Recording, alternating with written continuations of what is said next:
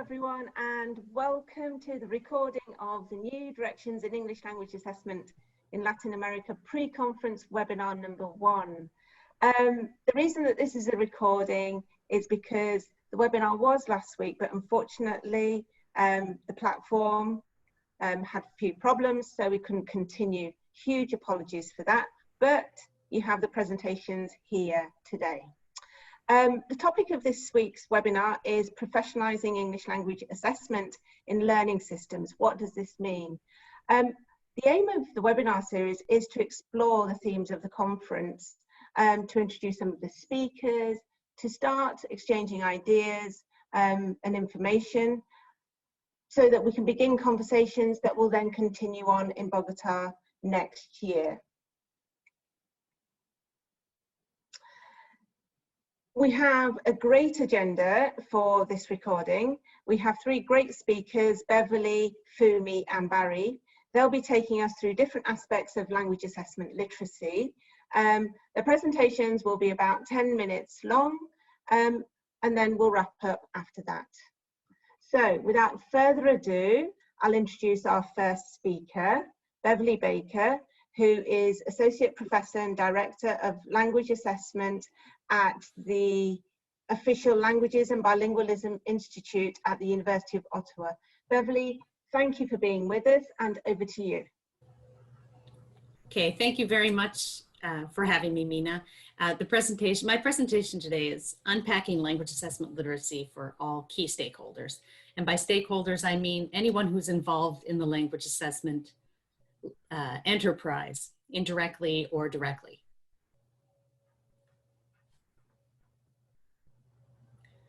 So I've been thinking a lot about language assessment literacy in the last few years, and I've been reading about it and doing some work in it and writing about it. And I've been seeing some things about the term language assessment literacy, and as well as the term professionalism, that worry me a little bit, that have raised a couple of alarm bells for me. So I thought I'd like to talk about this. And the first alarm is about the use of terminology. So language assessment literacy, it can be defined, it's defined in many ways, but it can be defined as the different types of knowledge necessary by different professional groups. So everyone from developers of assessments to learners, users of the results of assessment, teachers, policymakers. Language assessment literacy can be viewed very usefully as 2 types of knowledge, actually. Propositional knowledge, so knowledge of what, knowledge of, and procedural knowledge, so knowledge how, so how to do things, so competency in language assessment. The trouble, though, with the term literacy, as well as the term professional, is that they have their opposites. So someone can be literate or illiterate, professional or unprofessional. And because those terms exist, the conceptualization exists that people either have something or they don't. So they're not in the process of developing it, they've got it. It's something that you obtain, and until that time, you haven't got it at all. And the word illiterate is particularly problematic. And so I think that there's a lot of danger in thinking about literacy and literacy in terms of this dichotomy. That's the first really big alarm bell for me. So literacy does not have to be conceived as an end state, but you see often in educational literature that it is. It's talked about as an ability that you have, something that you obtain. You become literate. James Popham, in his book, Assessment Literacy for Educators in a Hurry, he talks about people becoming literate and that you're not literate and then you are. So he talks about the binary. He even uses the term assessment illiterate. He does say he discourages its use because, you know, that it sounds insulting and that people are not going to want to become literate if you call them illiterate to begin with. But he still uses the term very much as a binary term.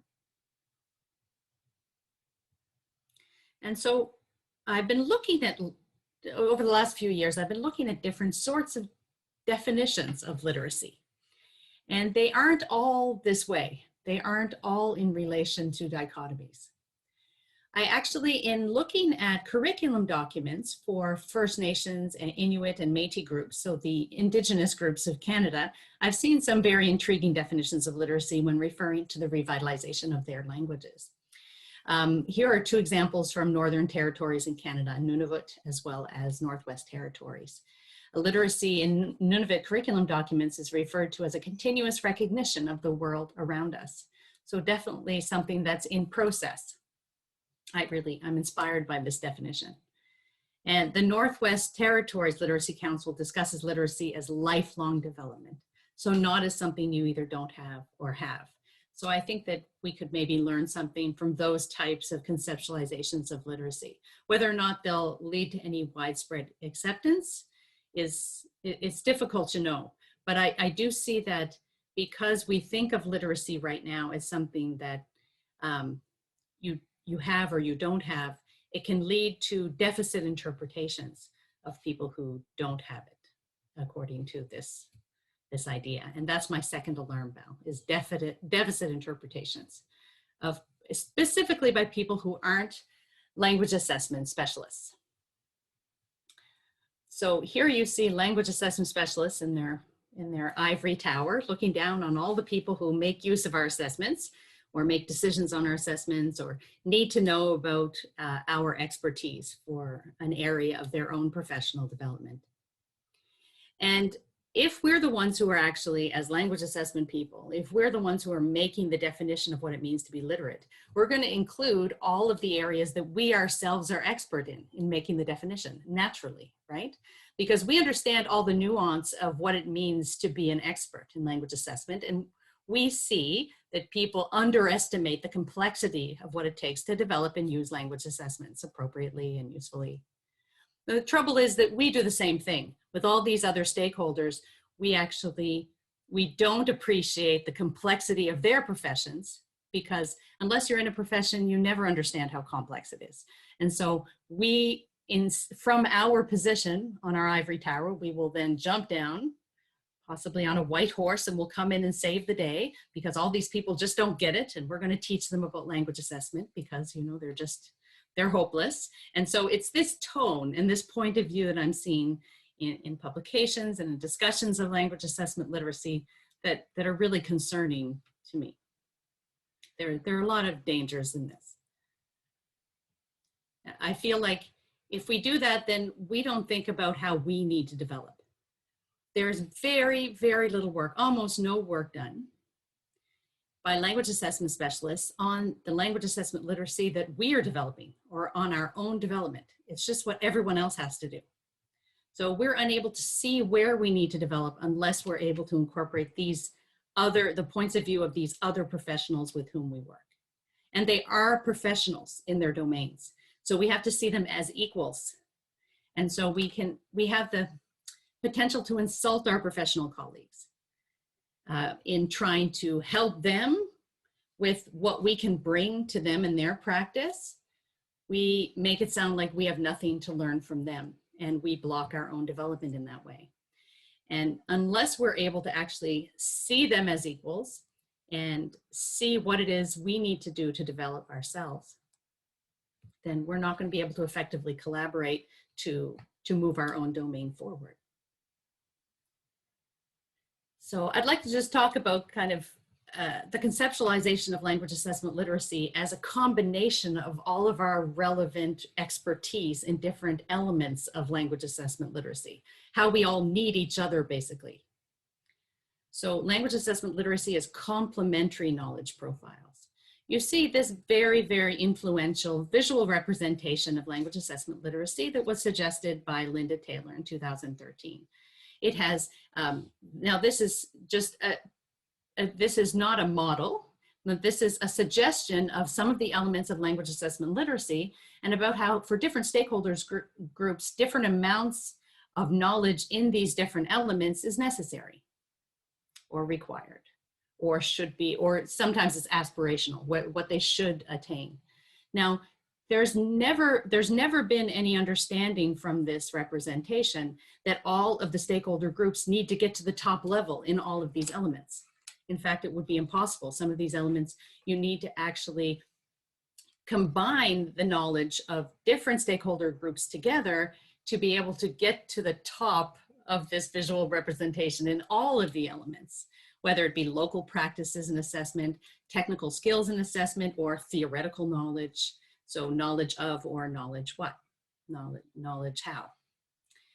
And so in playing around with this representation a couple of years ago, my colleague Carolyn Riches and I we fooled around with some of the elements of language assessment literacy too, but that's time for another discussion, I think.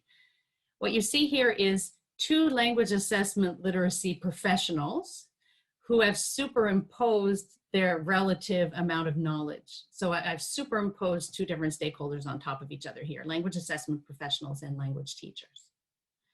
So here, now there could be plenty of debate about how much we need and how we can go and get that additional knowledge. But the point here is that we don't have to be the highest level elements, because if we actually combine our knowledge with that of other stakeholders who do have that knowledge, then we'll be able to fill in the gaps in our own competency. So you see, when it comes to local practices, language assessment professionals will always be the people who are at a loss, who don't have that knowledge and need to have that knowledge to actually even effectively provide their own knowledge to these stakeholders. So we actually can complement each other with the different relative amounts of these elements of language assessment literacy as equals in the process. So next, please. Yep. Now, challenges to doing all that. Well, first off, it'll be a big challenge to figure out exactly how much of each element each one of these different stakeholders needs or should be working towards, right? And then we need to find out how we can support the assessment development of each of these stakeholders, how we can work with each other to be able to complement our knowledge most effectively. And that requires communication. And Barry will be speaking about this a little later, but how do we communicate across these domains, these professional domains? We're all professionals. How to communicate across these domains so that we can share knowledge and we can develop our own and others' competency most effectively. So I think I'll leave off here. Thank you very much for your time. Thank you very much indeed, Beverly, for highlighting the concepts, the terminology, the alarms, the dichotomies for us. Very useful indeed to keep in mind. And our next speaker is Fumio Nakatsuhara, who is Reader in Language Assessment at the Centre for Research in English Language Learning and Assessment, also known as CRELA, at the University of Bedfordshire. Thank you very much, Fumio, for joining us. Over to you. Thanks, Mina. Okay, so following Beverly's inspiring talk, I'd like to share a recent controversial topic in Japan. I hope this can exemplify some of the issues that Beverly has identified. In particular, how different understandings among stakeholders could create frustration and can be even counterproductive. The focus of my talk is the Japanese government's policy initiatives to innovate the English education system through a reform of university entrance examinations. Next. Okay, a bit of background first. Since the 70s, spoken interaction has been included in the national curriculums. In 2003, MEX, the Ministry of Education, Culture, Science and Technology, published an action plan emphasizing the primary goal of English education is for students to acquire practical communication ability. However, people hardly consider this as a priority. The major challenge here is the exam-oriented culture. Since university entrance examinations tend to focus on reading and lexical and grammatical items, so-called examination English, the most dominant teaching and learning approaches are grammar translation method and memorizing decontextualized items. Describing the value underpinning, can you go back? Yes. Describing the value underpinning the English education system, Butler notes, what was demanded of a student was to demonstrate their intelligence through grammar and vocabulary learning and translation exercises in English. So there is a conflict between fostering English communicative skills and English assessment being a tool to measure students' analytic skills or almost aptitude to study at prestigious universities. Next. This is the current university admission system. About 70% of year 3 high school students wish to study at a university or college. Over 500,000 candidates take the National Center Test, which includes English paper for reading and listening only. Individual universities can also design and deliver their own tests, but the Center Test plays a key role in the examination system. Next. Concerned about a lack of English communicative skills among Japanese people, business leaders made a statement in 2013. If no changes are made in entrance examinations, which teachers, parents, and students are most interested in, it will not be possible to avoid traditional exam-oriented English study. Following on the statement, the government announced the English component of the Center Test would phase out from the 2020 and 21 academic year, so it's this year, and private sector exams would be used to measure all 4 skills to supplement scores on any receptive skills test.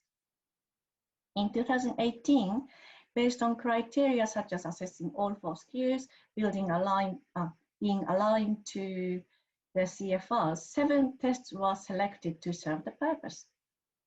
They include 3 international tests, Cambridge Main Suite examinations, TOEFL, IELTS, and 4 locally developed tests, TEEP, TEEP-CBT, ACAN test, and GTEC.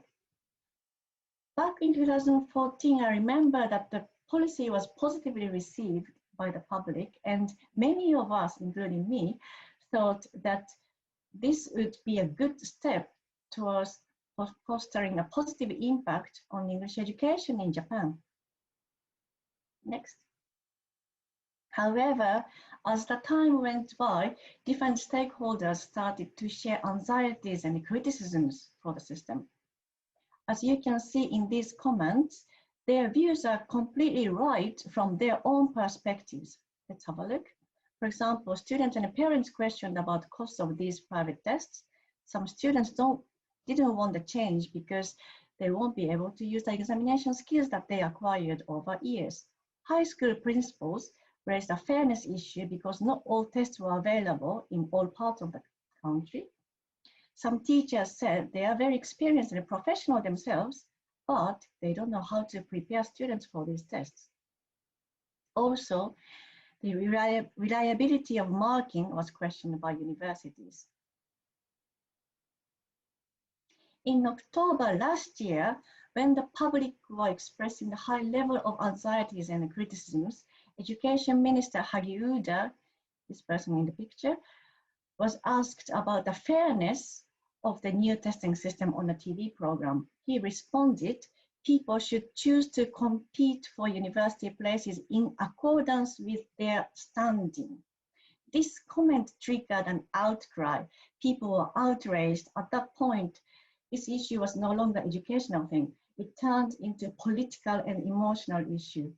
A week later, ironically, on the day students were supposed to start applying for examination IDs, the government had to make a last-minute decision to put off the introduction of private sector tests. Okay, let's think about what went wrong and what we can learn from this experience. Firstly, there was a lack of communication among different stakeholder groups. Each group was professional in their own ways, and they had different understandings of assessment literacy. Here, we need to realize that having different viewpoints doesn't make one person's professionalism or assessment literacy wrong. Green says, radical changes in approaches to testing are unlikely to deliver benefits for the education system unless they are well supported by teacher training, new materials, and public relations initiatives. Here, I'd like to add that rather than imposing what we think they might need, we have to work together to find out what resources are necessary for different groups. In addition, We also have to realize to get policy done, we have to have more than language assessment literacy. We have to understand a wider social context. We need to know a lot more about other possible enabling factors and impediments that are part of the context. Lastly, each stakeholder group has to grow a sense of ownership in the reform endeavor. To do so, all stakeholder groups should feel that their voices are heard and their voices are actually driving the reform. MEXT has recently started open committee meetings and they are broadcasted online. That is really a good attempt to involve the public in their decision making. However, so far, those who are invited to those meetings are government officials, university professors, exam board personnel, and so on. So what is obviously missing here is the voice of students, parents, and teachers who are most affected by this reform. So what we can learn from this experience is the importance of communication among different stakeholder groups. The key to successful collaboration seems to be to realize my language assessment literacy is not your language assessment literacy. What I consider professional is not what you consider professional. Thank you very much. Fumi, thank you very much for sharing insights from an interesting case study and highlighting the importance of including all stakeholders in the planning and implementation processes of major reform projects. And our next speaker is Barry O'Sullivan, who is Head of Assessment Research and Development at the British Council, and he's also one of the founding fathers of the whole New Directions Conference series. So with great pleasure, I give it over to Barry. Good afternoon or good evening or good morning or whatever time it is wherever you are. I'd like to take a slightly different perspective on what we've heard already, but essentially I think as I listen to the lads speak, I realize that we're all really saying the same thing. We're all saying it in slightly different ways, and I think I come back to that at the very end. You might hear some definitions that are slightly different. Like when I talk about stakeholders, it sounds very similar to Fumi. So we don't think about just professional groups, but we think of all individuals who are affected in any way by the introduction of or change to a test system. But essentially, as you'll hear, it's the same message. So, moving along. When we think about a test, the traditional view has been that of test developers and theorists, that we create a test using a model. And you can see this is a model we call the social cognitive model. It's the original version of that model, essentially, where we have models of language development and of education measurement that support the test. So the idea is that the test works. Of course, we realize that now that is a very simplistic view, because that test doesn't take place in a vacuum. It actually takes place in a context of use. And that context of use is the situation that we find ourselves in, the society we live in, the country we live in, the university we teach in, the school we work in. So when we think about a test then within that context of use, the test will always have consequences. So the consequences of introducing a test into a system or changing a test into a system, as we've just heard from Fumi, will be social, educational, and personal. And who will it affect? Well, it will affect a whole range of stakeholders. And all of these stakeholders are the people that we've been hearing about over the last two presentations. It goes from policymakers to education boards, to teachers, employers, parents, and of course, test takers. The argument then is that if we are to take into account the potential consequences of the test, we need to think about that very carefully before we start introducing the new test or the change to a test system. So we need what we would call a theory of action.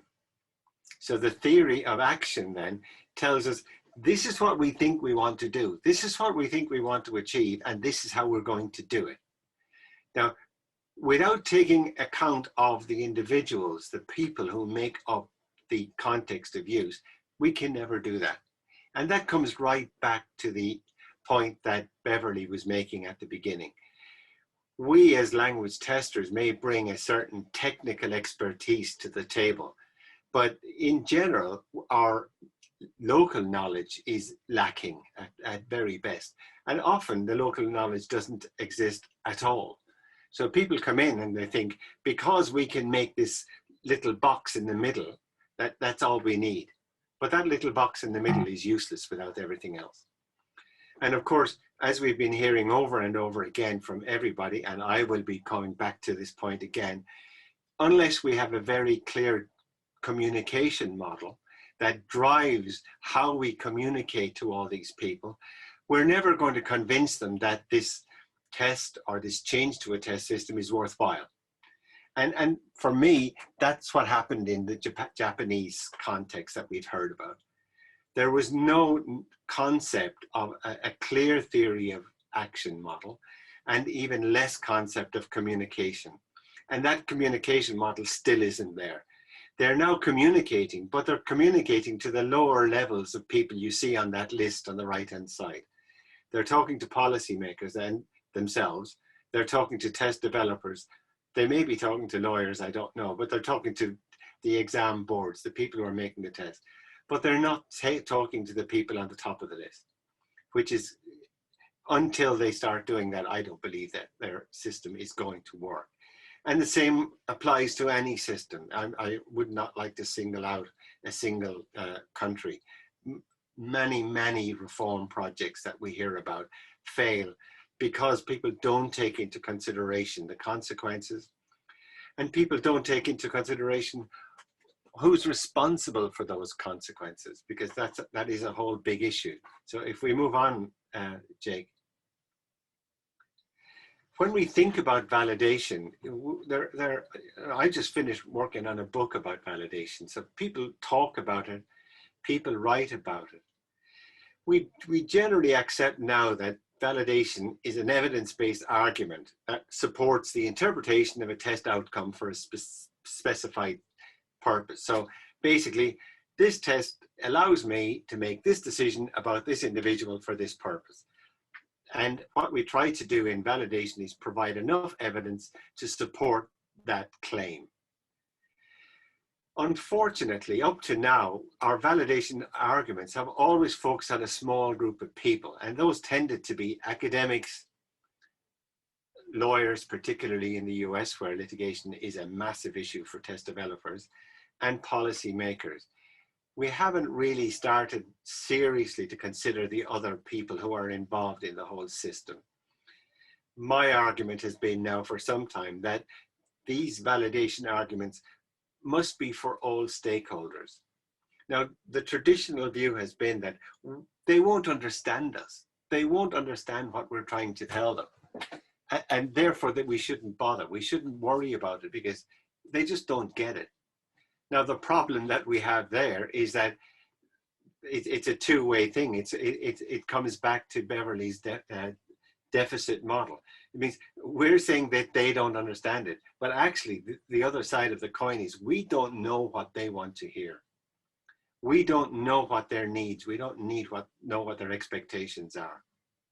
So if we're going to create a validation model that actually works, and remember, an argument is an effort to convince somebody that that your point of view is appropriate or acceptable. So if my argument is to be accepted, people have to understand it. So that means I have to think about not only what I say, but how I say it. So how I communicate that argument. So if we move on. In terms of communication then, we have to accept and have to understand that communication is a two-way process. So it involves the stakeholders knowing what we are trying to tell them. And it also involves the developers knowing what and how to communicate effectively to the different groups. So again, we have to move away from that, what we call deficit model, because if we believe that they don't get it, they don't fully understand it, there is a problem. So we both have to work. We have to work on understanding more about what the stakeholders' needs and expectations are. And I believe that they have to understand that they need to put the hours in as well. Maybe not the same level of hours, but there is learning expected on both sides. If we then think about the consequences and responsibilities of what we do, we think about we think about it in a slightly different way, I guess. In terms of the consequences, we think it's a massive issue in language testing, and it's an issue that a lot of theorists shy away from, if you like, because it's the question of responsibility comes in. So if I make a test as a test developer, whose responsibility is it to make sure that that test is appropriately used? Is it mine, or is it the test users? Well, as in all of these things, I believe that there's a certain responsibility on both sides. But saying that the test developer doesn't have any responsibility is irresponsible, essentially. So as far as I would be concerned, developers can't prevent inappropriate uses of their tests all the time. It's just not going to be possible. But that doesn't say it's okay. That doesn't mean that you don't have any responsibility. You actually do have a responsibility, and the responsibility is all around this whole concept of communication. So our responsibility is to communicate and to understand that that communication has been appropriately followed and appropriately understood. And to do that, we have to think about this whole concept of language assessment literacy. And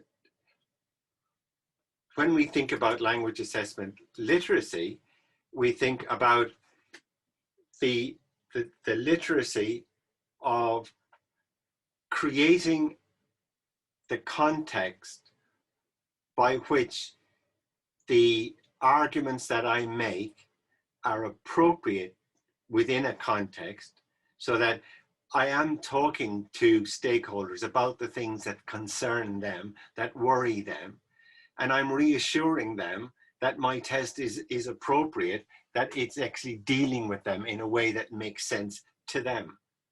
Now, if them are academics, that could be a 200-page report with all of the technical details of why I believe that this is okay. That 200-page report is useless if I'm talking to a test taker or their parent.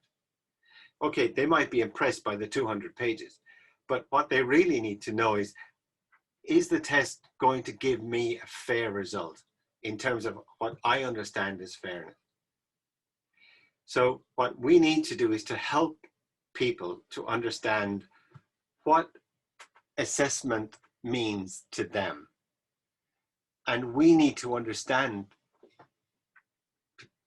back what that is going to mean in real terms, in real life. And just to finish, I'll just point out that this is not an impossibility. This is something that people can do. So for example, at the British Council, many years ago, we came across this idea of introducing people in a non-technical way to a lot of the aspects of language testing. What do we mean when we do all of this kind of stuff? And what we mean in this case is we created all of these videos. They're just a few minutes long. They're written in non-technical language, and they look at all aspects of test development.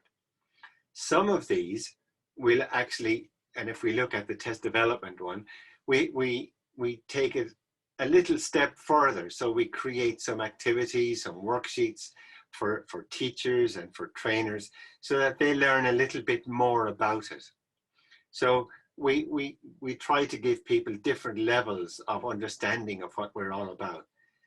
In other cases, we've done things like created an A to Z of second language assessment, which is a glossary, and our good friend Christine Coombe, former president of TESOL International, help us to put together this whole thing. And it's essentially a glossary of terms written for teachers by teachers, obviously with other people putting their oar in as well. I think I have a couple of definitions myself, but that's available free so that you can begin to understand when I talk about validity or reliability, what I'm talking about, what I mean. And there are sometimes 2 or 3 different definitions where different people have slightly different takes on it. And that's really positive. We also do things like where we have summaries of technical reports. The summaries are non-technical. We basically say, what did you do? What did I do? How did I do it? And what did I find? And there's no technical, there's no statistics, there's nothing fancy. If you like it, you can go on and read more. And finally, we do things like these webinars or seminars. We do run workshops, we run conference events and conference talks. The whole idea being that we spread what we feel people need to know around. And we try to be driven not only by what we think they need to know, but what they tell us they want to know. So that's just one approach. It's not perfect. Nothing is going to be perfect, I don't think. But it does give you an idea that an organization can approach this whole concept of assessment literacy from a very theoretical perspective, but reach right across the whole range of people who are involved. And with that, I'll say thank you very much.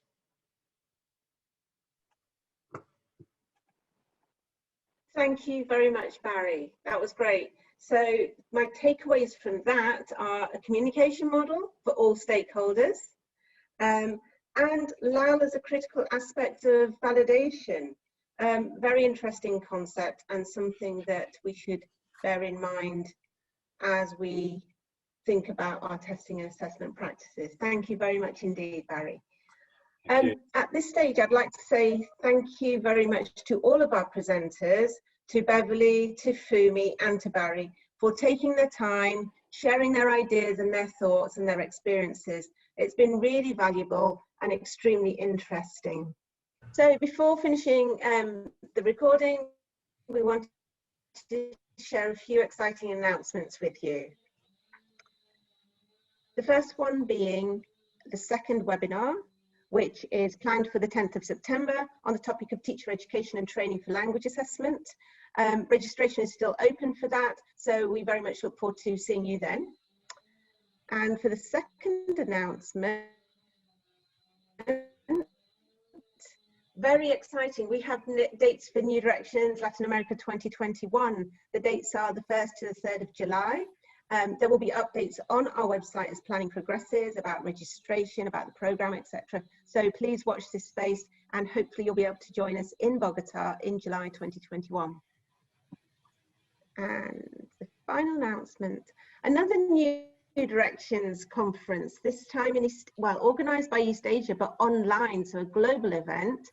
Registration is now open. There's lots of information on the website, so please visit the website and join us online for this very exciting event in October.